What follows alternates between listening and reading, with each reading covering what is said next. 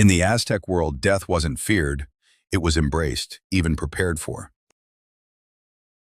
From the moment of birth, Aztecs believed their destiny was etched in the stars. A sacred calendar measuring not just seasons, but souls.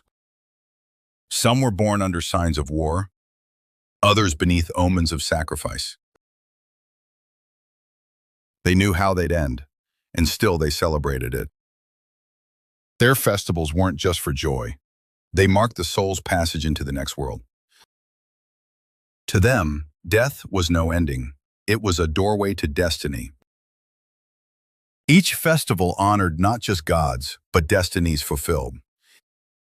There was no fear in their hearts, no tears in their eyes, only the quiet pride of fulfilling fate.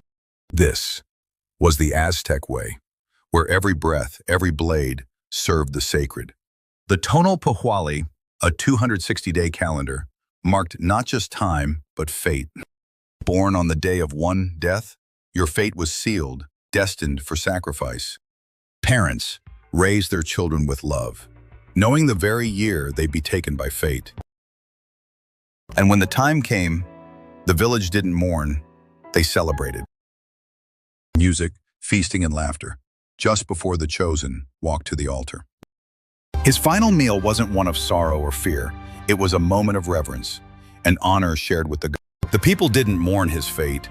They envied his journey, for he was chosen by the gods themselves. He would rise to the gods, bathed in glory, while others lived out their days in silent shadow.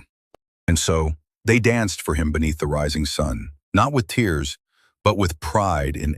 This was his final night, wrapped in song, flame, and flower, not a farewell, but a tribute to a soul ascending. At dawn, he was bathed in sacred water and anointed with perfume. He was dressed in the skin of a god, a living vessel of divinity, walking among mortals for the final time. Villagers lined the sacred path, scattering petals beneath his feet.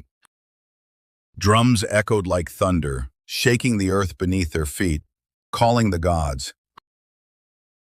Climbed the temple steps, one heartbeat at a time. He didn't tremble. He smiled, for he walked not to death, but into divinity. To him, this was not death. It was a return to the stars, a homecoming written. The priest raised his obsidian blade.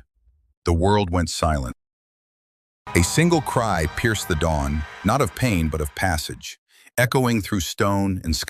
And the gods opened the sky, welcoming their child with fire, smoke, and silence.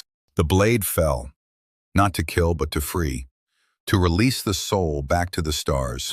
The crowd wept and cheered, mourning the boy, honoring the god he became. Feathers were thrown in the air as the gods accepted the offering. His body became sacred earth, a seed sown for the world he left behind.